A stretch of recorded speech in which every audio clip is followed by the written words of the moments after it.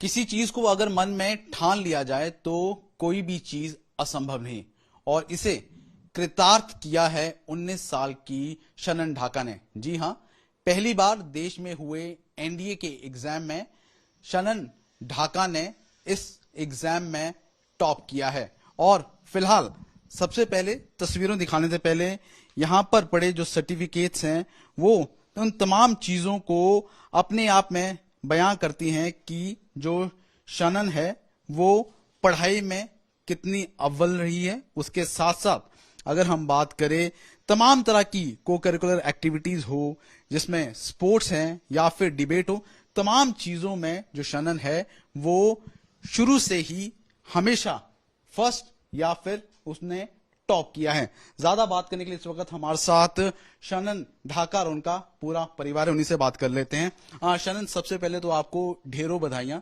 कि देश में पहली बार एनडीए का एग्जाम हुआ लड़कियों का और उसमें आपने टॉप किया, कैसा लग रहा है? Thank you so much sir, मुझे बहुत अच्छा लग रहा है। ओके शनन, अगर हम बात करें इस एग्जाम की, क्योंकि पहली बार एग्जाम हुआ, कितनी तैयारी इस एग्जाम के लिए की और किस तरह से सब सारी चीजों को प्लान आउट किया? जब मैंने इसका पेपर देखा तो मुझे रियलाइज हुआ कि ये बहुत बेसिक सवाल हैं और वैरायटी ऑफ क्वेश्चंस हैं। तो अगर हम बेसिक्स हमारे स्ट्रांग है बचपन से तो इतना ज्यादा मुश्किल एग्जाम नहीं है। हर रोज मेहनत करो थोड़ी सी तो हो जाता है आराम से। अच्छा, तो कितनी देर आप रेगुलर, आपने किस तरह से टाइम आउट किया, कितनी देर आप पढ़ाई करते थे और किन चीजों पर आपने फोकस किया? मैंने पिछले साल के पेपर्स पे बहुत ज्यादा फोकस करा, हर दूसरे दिन वही किए और उनका एनालाइज भी किया। उसके अलावा क्योंकि दिन कम ही थे तो थोड़ा पढ़ना की स्पीड बढ़ा दी, टाइम भी बढ़ा दिया और 10-12 घंटे दिन में पढ़ लिया करते थे। ओके नहीं शरण, आप कह रही हैं कि टाइम कम था। टाइम क्यों कम था? क्या मन में कोई और थॉट भी था या it was all of a sudden, मतलब स्पॉन्टेनियस था कि आपने इस एग्जाम में बैठना है, या कुछ और तैयारी मन में चल रही थी? सिलेबस इसमें वही 11th-12th वाला आता है, लेकिन जब 11th-12th करी थी तो दिमाग में बिल्कुल भी नहीं था कि शायद एनडीए भी कभी देंगे। तो लास्ट के हमें जब सुप्रीम कोर्ट का डिसीजन आया था तो वही 30 to 40 और मे बी 50 डेज मिले थे, इसलिए मैंने कहा कि टाइम कम था थोड़ा, क्योंकि अगर पहले से ही प्रिपरेशन माइंड में होती है तो बच्चा ज्यादा पढ़ लेता है। अच्छा जी ठीक है। क्योंकि आपने कहा कि 30 से 40 दिन का समय था, फिर आपने तैयारी की एनडीए के लिए, क्योंकि ऑलरेडी कोविड का दौर चल रहा था, सुप्रीम कोर्ट में मामला पेंडिंग था, लास्ट मोमेंट पे कहा कि एग्जाम करवाने हैं। तो फर्स्ट टाइम फीमेल्स के लिए जब ये एग्जाम हो रहा था तो उस समय क्या थॉट चल रहा था मन में? उस समय यही लग रहा था कि wow, this is such a wonderful decision and I should give my best to join इन।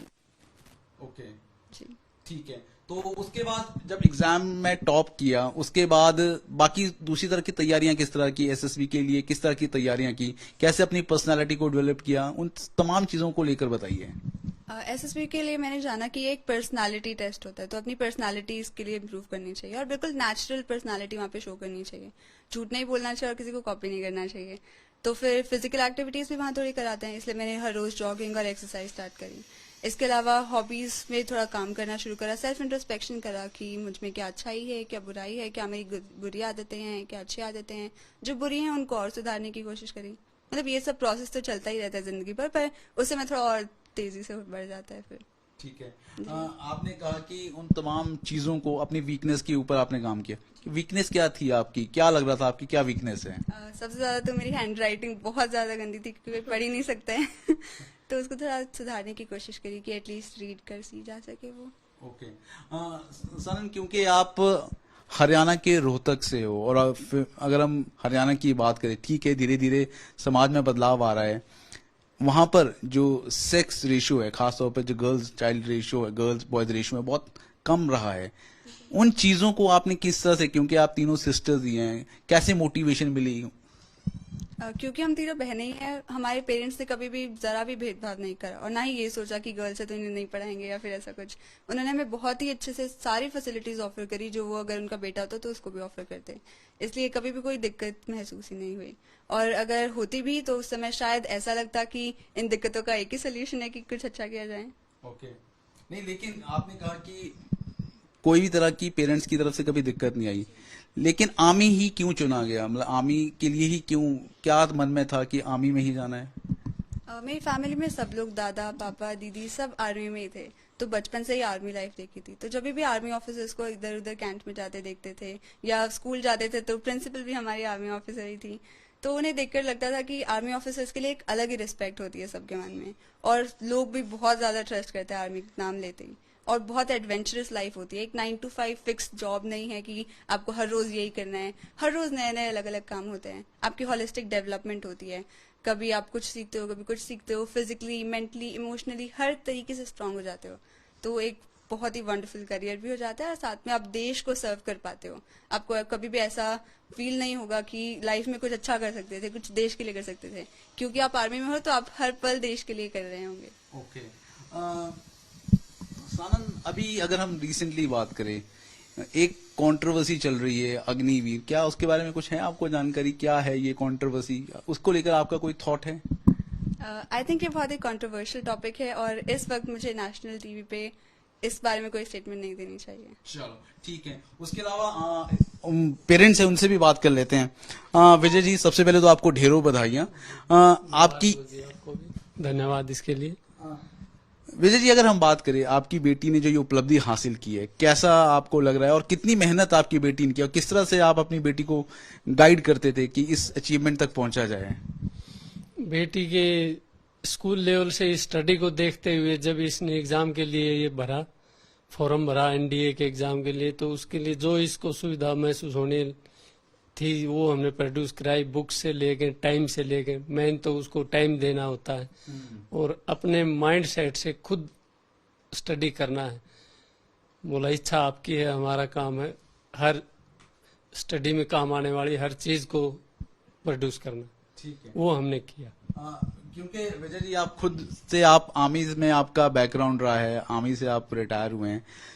अगर हम हरियाणा की बात करें, क्योंकि वहां पर जो लिंग अनुपात है काफी कम है बेटियों का, धीरे धीरे चीजें वहां पर भी बदलाव आ रही है। तो आपके उस दौर में जब बेटियां हुई, तो समाज की तरफ से कभी आपको लगा कि लड़का होना चाहिए? ऐसा तो कोई ज्यादा ऐसा महसूस नहीं हुआ, लेकिन जब सनन का बर्थडे हुआ तब थोड़ा महसूस हुआ था दिल में चंद दिनों के लिए। तब तक फिर जैसे स्कूल जाने लगी, इसकी बड़ी बहन पढ़ाई में अव्वल होने लगी, तो फिर मन में यही आया कि जब ये बड़ी बहन ही पढ़ाई में अच्छी है, फर्स्ट और सेकंड पोजीशन ले रही है, तो क्यों नहीं इसी के कदमों पर चलते हुए ये भी इसी तरफ आगे बढ़ेगी। अच्छा। तो इसके बारे में हमने सोचने का ज्यादा सोचा ही नहीं इस तरफ। उसके बाद जब बड़ी बहन अच्छी पढ़ाई की तरफ चल गई, तो कि वो अपने आप इसको अपनी साथ पीछे लाइन पर लेकर आ जाएगी। ठीक है। उसके अलावा विजय जी, अगर हम बात करें, जिस दिन ये रिजल्ट आउट हुआ उस दिन किस तरह से आपने महसूस किया कि ये जो उपलब्धि आपकी बेटी ने हासिल की, कितना गौरवान्वित महसूस किया? ये तो हमें बहुत खुशी महसूस हुई उस टाइम, लेकिन एट ए टाइम ये पता नहीं था कि ये फर्स्ट टॉप किया है गर्ल में। लेकिन इतना आ गया था कि टॉप 10 में है, नंबर 10 पे है। तो ये महसूस हुआ कि बेटी ने थोड़े ही समय में और इतनी टॉप 10 पोजीशन पे आ गई है। तो हमने जो इसको सहूलियत दी, टाइम दिया, उसका इसने सदुपयोग किया। बिल्कुल ठीक है। तो ये बहुत ही, जिसको कहें, प्रेरणादायक शब्द हैं, क्योंकि बहुत ही कम समय में इनकी बेटी ने जो लड़कियों में है वो टॉप रैंक पोजीशन हासिल की है। मदर भी, उनसे भी बात कर लेते हैं। बहुत ढेरों बधाइयां आपको। कैसा लग रहा है आपको? मुझे बहुत अच्छा लग रहा है, एकदम बहुत खुश हूँ मैं। अच्छा जी, मुझे गर्व है अपनी बेटियों पर। भगवान सबको दे ऐसी बेटियाँ। अच्छा, आपको तो एक नहीं 3-3 बेटियां, और सारी बेटियां। बहुत खुश हूँ मैं, बहुत खुश हूँ। अच्छा जी, बबीता गीता भी वो बेटी है किसी की। गोल्ड तो गोल्ड हुए, बेटा लाओ चाहे बेटी। क्या बात है, क्या बात है। जी, चलो, और खास तौर पे हरियाणवी भाषा में आपने जिस तरह से बोला है वो तो कमाल है। जी। चलो, तो ये था परिवार पूरा शानन का, और खास तौर पर अगर इस उपलब्धि की हम बात करें तो अपने आप में ये गौरवान्वित करने वाला पल है, क्योंकि एनडीए के पहली बार एग्जाम हुआ और उस सेक्शन में, जो लड़कियों वाला सेक्शन है, उस सेक्शन में उन्होंने टॉप किया। उसके अलावा ओवरऑल अगर हम बात करें तो शानन का एनडीए के इस एग्जाम में 10वां रैंक है। उसके साथ साथ आपको बता दें कि पहली बार एनडीए का इस बार फीमेल्स कैटेगरी में जो एग्जाम है वो सुप्रीम कोर्ट की डायरेक्शंस के बाद हुआ था, और जिसमें शनन ने उस कैटेगरी में टॉप किया है। 5 लाख लगभग 76,000 लोगों ने इस बार इस एग्जाम में एंट्रेंस दिया था, और अगर हम लड़कियों की कैटेगरी में बात करें तो लगभग 1,76,000 जो फीमेल एस्पिरेंट्स थे उन्होंने इस अटेम्प्ट को दिया था। वीडियो जर्नलिस्ट गिरीश दुर्गापाल के साथ ललित शर्मा, चंडीगढ़।